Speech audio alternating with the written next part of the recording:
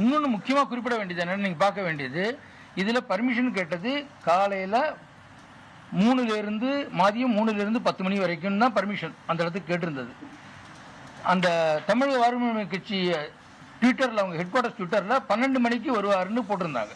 11 மணிலேருந்து உங்களுக்கு கூட்டம் வர ஆரம்பிச்சிருக்கு. கடைசியாக இவர் வரும்போது 7:40. ஆமாம், தமிழக வெற்றி கழகம் தான்.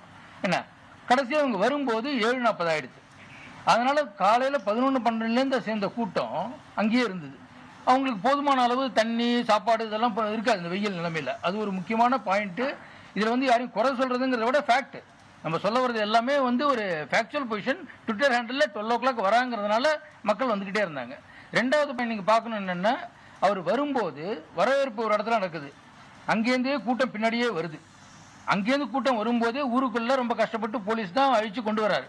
அதை அவரே திரு விஜய் அவர்களே உங்களுக்கு ஆரம்பத்தில் சொல்கிறாரு, போலீஸ்காரர்கள் சிறப்பாக செய்தார் நாங்கள் வந்தோன்னு. அதனால் கூடவே அந்த வர கூட்டம் இருக்குது பாருங்கள், அதுவும் நிறைய சேர்ந்துக்கிட்டே வருது. சார், குறிப்பாக நம்ம சென்னையிலே பார்த்தீங்கன்னா ஒரு 5000 மக்கள் கூடுவாங்க, 2000 போலீஸாவது கூடுவாங்க சார். ஆனால் இங்கே 10,000க்கு மேலே கூடுவாங்க ஏற்கனவே சொல்லிட்டாங்க. ஆனால் எதிர்பார்ப்பு 25,000க்கு மேலே. ஆனால் எப்படி 5000? எதிர்பார்ப்பு 25 கிடையாது, 10,000 சொன்னால் நாங்கள் அதை விட கொஞ்சம் கூட எக்ஸ்ட்ரா போடுவோம் வழியே. இதற்காக வேண்டி நம்ம கரெக்ட் எஸ்டிமேட் அவங்களுக்கு கால்குலேஷன் போட முடியாது. இதுக்கு தான் நம்ம கண்டிஷன் போடும்போது ஒன்றாவது முக்கியமான கண்டிஷனு, கட்சி தொண்டர்கள் ஒத்துழைத்து அவர்களை சீராக அழைத்து வைத்து சீராக அமர்த்த வேண்டும்ங்கிறது ஒரு கண்டிஷன் போடுறோம். ஏன்னா அவங்க தான் ஆர்கனைஸ் பண்ணும்போது இதெல்லாம் கொண்டு வரணும்னு. அதனால நம்ம போலீஸ் எக்ஸ்ட்ரா ஹெல்ப், எக்ஸ்ட்ரா ஒர்க்கை வழிய இதை போலீஸார் 27,000 எதிர்பார்த்து போடணுங்கிறது எதிர்பார்க்க முடியாது நம்ம. சரி, அடுத்து இருங்க.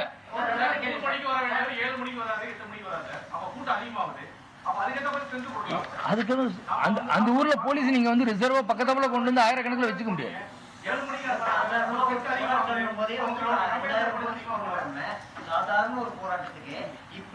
இது நாமக்கல், கரூர், இது நாமக்கல், கரூர் எல்லா ஊருக்கும் அவர் வண்டியில போயிட்டு இருக்கிறாரு. எல்லா இடத்துலையும் நடக்கிறது தான். இதே நாமக்கல்ல அன்னைக்கு நடந்திருக்கு, நம்ம பந்தோபஸ்து கொடுத்துருக்கிறோம். அதனால இது எதனால நடந்ததுங்கிறது விசாரணைக்குள்ளது. அதை பத்தி நம்ம இப்ப பேச முடியாது. அதுக்கு ஒன்மேன் ஹானரபிள் ஜஸ்டிஸ் தலைமையில போட்டிருக்கிறாங்க.